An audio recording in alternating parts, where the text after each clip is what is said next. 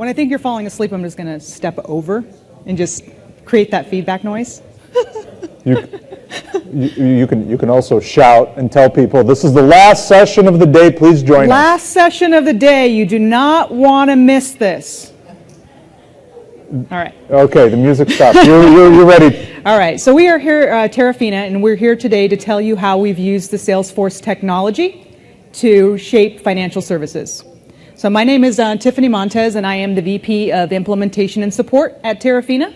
And my sidekick here, who's going to do some backup dancing, is the VP of Sales and Marketing. So today, financial services firms are in the middle of a storm. And so the image that you're actually seeing here is an image of downtown Phoenix. Anybody from downtown Phoenix? Are you? Oh, wow. But you're still from Phoenix. Okay, dang it. That means you have to tell the truth now because you're here. So you probably know what this is, right? So downtown Phoenix, what you're seeing in the background here is a storm. And this storm is called a haboob, right? I didn't say he was a boob. It's a haboob. So this storm literally comes out of absolutely nowhere during our stormy season during the summer. And so when this dust storm rolls through, what happens is you can't see anything around you. And if you're unfortunately traveling, like on your commute home, and you're driving, it actually is a very scary thing. Because you can't see if you're on the road, if you're off-road, you don't know if your front end is going to go into somebody's rear end. Like you have no idea what is going on around you. And this actually feels a little bit like financial services today, right? Except for the elements of the storm are a little bit different. You've got regulation, right? And regulation is consuming a tremendous amount of resources to make operational and technology changes. You have new technology, right? So the pace of technology is actually accelerating. So we had mobile, we had tablet, now we have the phablet. Apparently Will.i.am has a watch. You got Google Glasses, and then whatever else is going to come as the Internet of Things. And this new technology is actually changing consumer behavior, right? So everyone's mobile-first strategy, everything that you do in your life starts in mobile. And not only is it mobile first, but customers are increasingly using multiple channels in their transactions. We've also, financial services firms are pressured to find new sources of revenue. So we know that traditional sources of revenue, such as overdraft fees or card exchange fees, have been suppressed. And so now financial services firms are looking for ways to either roll out new products, new services, or just become more effective at deepening their relationship with their customers by using cross-sell tactics. And then you've got pressure to reduce costs. So historic high branch closures, and as a result of that, there's nearly half as many branches as there were 20 years ago. And then you've got disruptors that are coming in that may not in certain respects be direct competitors to you, but they are certainly undermining financial services firms by slowly chipping away at their revenue and trying to acquire their new customers. So in order for financial services firms to transform their business, they've got to be able to engage customers in a new way. And so what I mean by that is really, we could probably all agree that financial services products really are a commodity, right? And really the only point of differentiation is your experience. That's actually how you compete and differentiate yourself from your competitors. And in order to actually build that type of experience, you've got to take a huge step back and you have to really understand who your customer is. So more importantly, how they're interacting with you today, and then what other experiences out there are shaping their expectations. And so once you've figured that out, then you can actually select the right technology that will allow you to create that experience, and not only allow you to create that experience, but be flexible enough to be able to quickly react to regulatory changes, right? Nimble enough that you can quickly roll out new technologies or new touch points, that you are way more efficient than you were before and have opportunities to actually cross-sell, and that you can create some operational efficiencies by streamlining your business processes and also your technology. So if we take a look at today's consumers, we know that consumers are using multiple channels in their interactions. So according to this survey by McKinsey, 65% of consumers are multi-channel. So what does that actually mean? We know that customers who start researching financial products online, that is their main starting point. But when it comes to actually buying products, they switch channels. especially true for more complex products such as checkings or even savings, where process sort of dictates that they go into a branch and open up a product. And then consumer shopping experiences are being shaped by other industries. So we know we've got Uber, right? Everyone loves this example, revolutionizing the transportation industry and really have a mobile-first strategy, right? A couple of taps of your fingertips, you can hail a cab and you can actually pay for that cab. Got firms like Amazon.com who are, doing a really great job of actually cross-selling and upselling, right? Based on what they know that you've bought, and someone similar to you, they're making recommendations. They've done a great job of that. And then you have firms like Macy's who have done a great job of building that sort of multi-channel experience. You can shop for a product online, you can buy that product online, and you can, for those of you who want instant gratification, you can go to the nearest store and pick up that actual product. So these are the types of experiences that your customers are in their everyday life going through. Now, when they come to financial services firms, they see something a little bit different, right? So they come on their tablet and their mobile device, and oftentimes, especially if it's some of these new and emerging touch points, the channel has not been optimized. And so they're, bless their little hearts, are pinching and zooming their way through experiences. So this here in itself leads to about an 80+% abandonment rate. So people that start an application drop off. And so when they drop off, if you're fortunate enough, they actually will switch channels. They may be frustrated, they'll pick up the phone or go into a branch, and they'll complete that application. If you're unfortunate, of course, they probably have gone to one of your competitors. But the hard part for those of the people that are switching channels is when they actually pick up that phone or go into a branch and call in, this is actually what they're saying. So when you kind of compare these two side by side, who do you think actually has better technology? Probably not the employees, right? The customer. So, point number one is poor employees don't have, even their tools aren't as good as the customer's tools. The second part of that is because these processes are completely different, there is no way for a consumer to pick up where they left off, which means that they have to go through the whole process all over again, because these two are not connected and they're completely different technologies and completely different systems.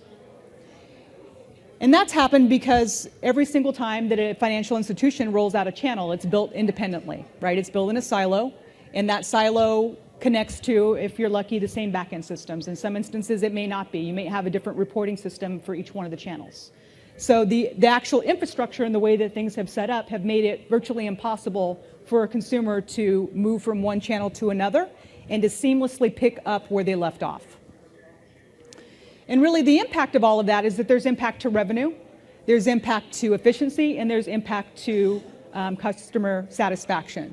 So the current state, as I mentioned earlier, is 80+% of applicants abandon their application. The inefficient and inconsistent sales processes per channel make it really hard for a customer to be able to switch channels. Multiple systems make it extremely difficult to execute on legal and compliance changes. Because if you have to make one change, you have to make it to every single channel.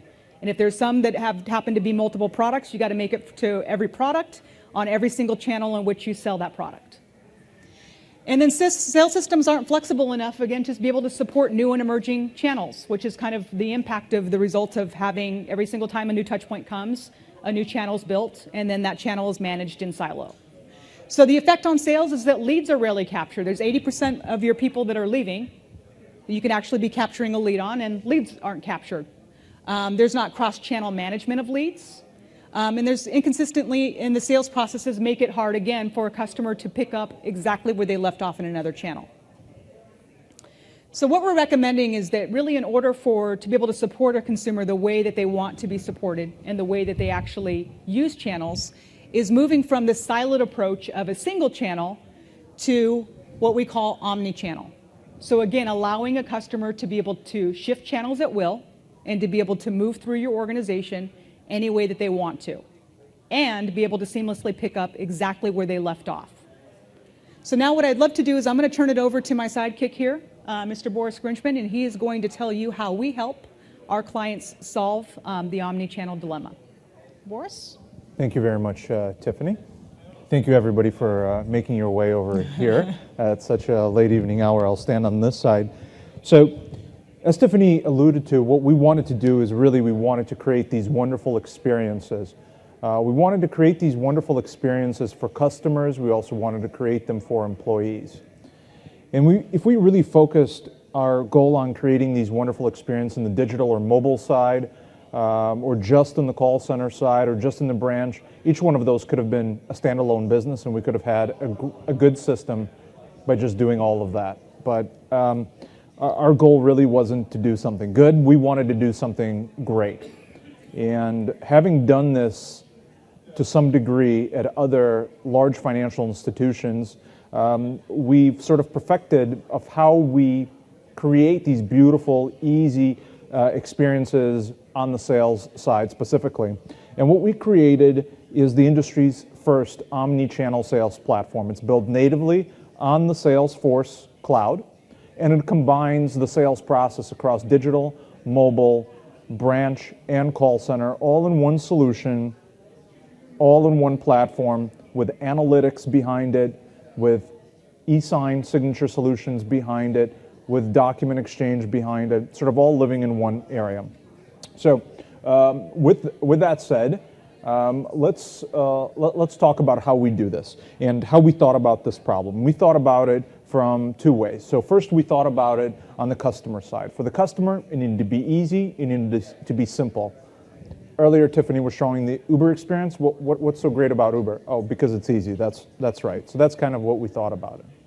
And then the second piece of it that we thought about were all of the employees. The employees today that are going to multiple systems, multiple screens, having to remember to go here, there, pivot, yes, okay, now I have your account opened after 35, 40 minutes with you sitting in the branch or with you being on the phone. We wanted to utilize the latest standards in technology and develop all of the flows and all of the interaction screens utilizing HTML5. We'll talk to you a little bit about why we wanted to do it that way. And the inherent benefits of that as well. And we wanted to couple those experience with inbuilt workflows, logic that's set behind those, and flows and logic that could be customized by financial institutions. So everybody has sort of a variety of products, a variety of ways that they open up accounts, a variety of information that they're capturing today. We wanted to make sure that the front-end experience could be easily configured without a single line of code. So the question was, can we make that very, very easy? Can we also pre-build the e-signature experience into all of these in order to help all of these financial institutions close their deals quicker? Also, we also wanted to make sure that we're sort of getting the most out of our sales platform as possible, and we've built one of the most robust lead management tools and capabilities into the sales process that allows a financial institution to really sort of revive any stalled application or any stalled process at any point in time. That's pretty important. And then our dashboards and reports really provide unprecedented real-time availability and visibility into what's happening within your entire organization. And you know, it's interesting because we listened to the session earlier today. I don't know how many of you were there, where Mr. Skinner was speaking, and he kind of talked about sort of revolutionizing the way that we think about financial institutions. That may be a little bit harsh, sort of ripping the entire Band-Aid right off. What we wanted to do is we wanted to function within the existing ecosystem that today lives within a financial institution.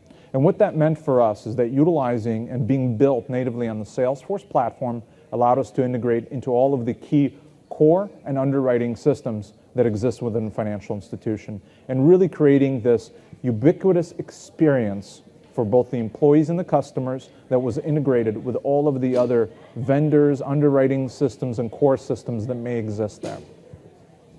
So, you know, we talk about the sales platform, but what is a sales platform there to deliver? The first and foremost thing that it's there to deliver are numbers and sales, and that was our main focus. And the results have been simply phenomenal. I mean, I think I'm putting that lightly, and I'll show you the number. This is a number actually from one of our customers. They have now seen the application completion rate on their digital side jump up by 15%. I mean, these are phenomenal numbers. These are top line revenue growth numbers specifically at a financial institution. Tiffany also talked about the recommendation engines that exist today within the industry, or I should say within other industries. And our pre-built engine today offers the flexibility for a financial institution to be able to recommend the next sort of products or the next set of services that we think may be right for the applicant. We're seeing this engine today drive about a 10% increase in secondary applications or in secondary services that applicants are purchasing with us today. Again, sort of something that people are doing on their own fruition. You're making it easy for them. You're letting them know, hey, if you're opening a checking account, maybe you should get a credit card at the same time. That ease and convenience is what's really driving revenue and results for our financial institutions today. And then, we talk a little bit about transparency and creating sort of this one experience where everybody can see into, or everybody understands where you may be in the sales process. And these are some of the results that we're seeing. We're seeing a great drive in efficiency.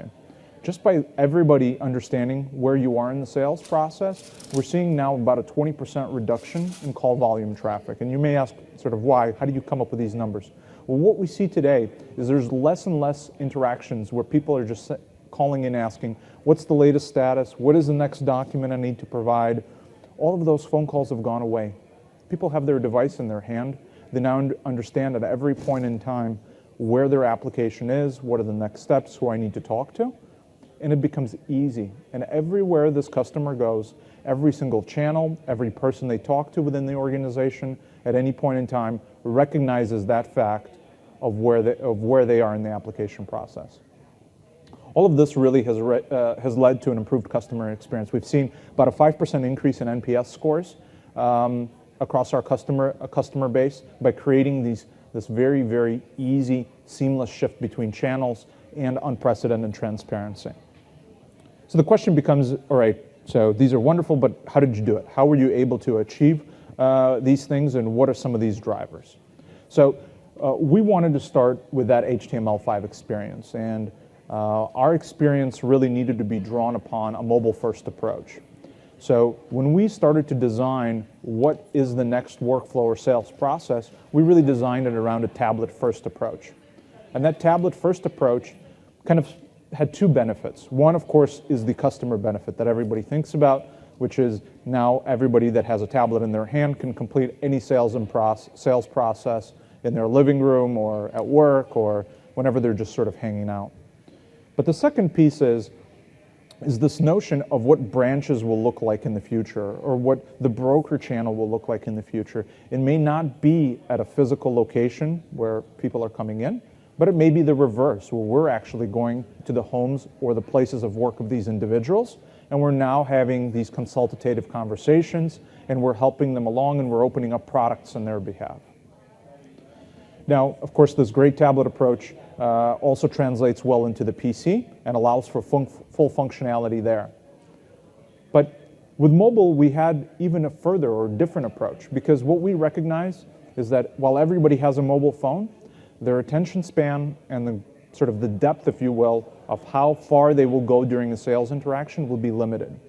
And what we've allowed financial institutions to do is to really assign a value based on the various products and services that they offer in terms of how deep somebody may want to go. You can create a lead, you can create half an application, you can create a full mobile application if you wish, and our solution and the flexibility of it allows you to do so. What I'll talk about also as well here is the cross-sell engine. And I think much more so than just showing in the screen of how a cross-sell works and the additional products and recommendations of it, I think what we knew intuitively for ourselves is that people are wired differently. And by that I mean employees are inherently wired differently. If I showed this to an employee at a bank or a credit union or a financial organization or investment organization, I'd say, this won't work for me. You're limiting my options. I'm having much more in-depth conversations with my people. I understand a lot more than your program could ever decide for me. And what we have in essence created is we've created a channel-specific cross-sell engine. And based on that engine, your institution can configure to understand which recommendation this should make in every channel. You'll make it very simple in the digital channel. You may allow for full functionality, flexibility in a call center channel, or potentially a physical channel as well, like a branch channel or a broker channel. Now, the disclosure and delivery piece, unfortunately, is a component that we have to live with. We're in a highly regulated industry, and it is getting more and more so regulated every single day. And the question becomes, how do I stay consistent? Yes, I can update all of the necessary disclosures now in one place, and yes, our solution does deliver that for you, but the question is, how do I ensure that this disclosure process is there and is executed consistently every time? But is also getting sort of executed in a very fast manner and is getting executed consistently. So one of the things that we have are also channel-specific disclosures, which allow you to deliver channel-specific disclosures as well as product-specific disclosures with pre-built e-sign.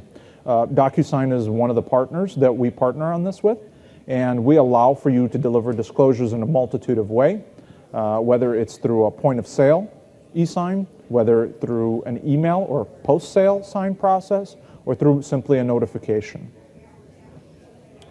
Now, all of this documentation and communication is great, and it's great to understand where your loan is or where your product is and what the latest status is, but it has to be a little bit beyond that, right? This is sort of very, very simple.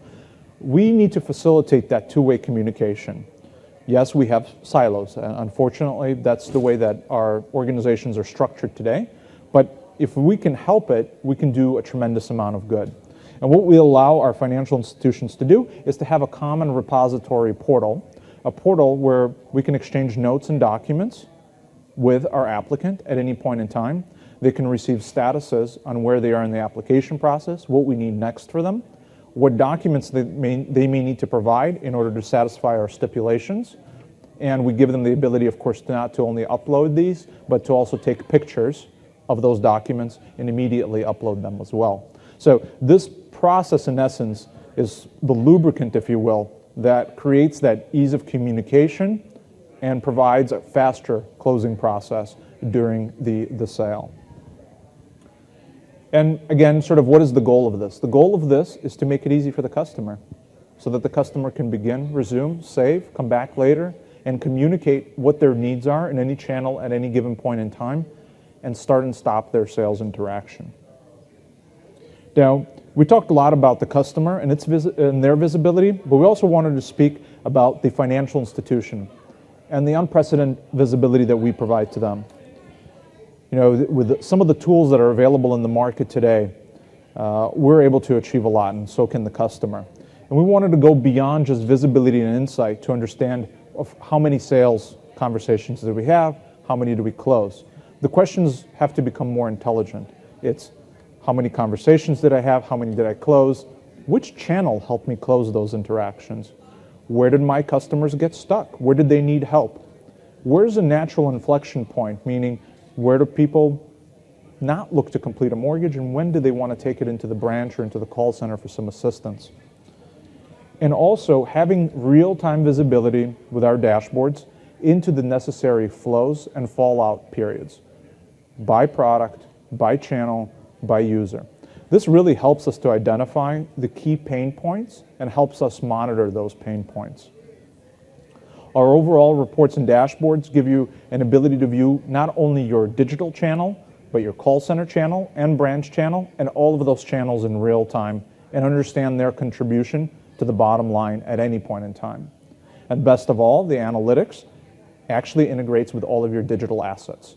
So now there isn't a question of I launched a campaign, I'm spending a ton of money on Google AdWords, what value am I getting? Not only do you understand the digital value, but you also start to understand that digital value translating into your call center, your branch channels, all of those parameters are carrying through, so that way you can make more intelligent decisions about your marketing spend. So in essence, for us, that is truly what it means to have an omni-channel sales solution. Not only providing the capability across all of your channels and interweaving them as one, and interweaving them around the customer today, but also providing smart analytics, documentation processes, and compliance and disclosure, which are necessary for our complicated financial services sales processes. So in essence, we want to thank all of you for coming out today. We really appreciate the time you took to spend with us today. Like I said, my name is Boris Grinchman. This is Tiffany Montez, and you can also find our product listed on the AppExchange. Thank you very much. Yeah. You guys have any questions?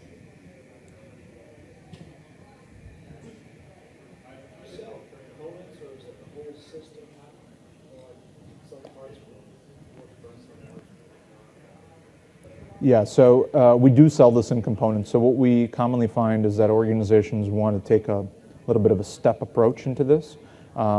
We will recommend sometimes coupling certain parts of the organization, like the digital side and the call center side, tend to gravitate a little bit closer together. But we have done an approach of we will release the digital side, then the call center side, then the branch or the broker side as well.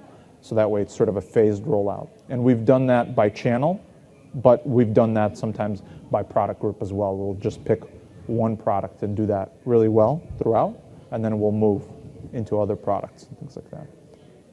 Yeah.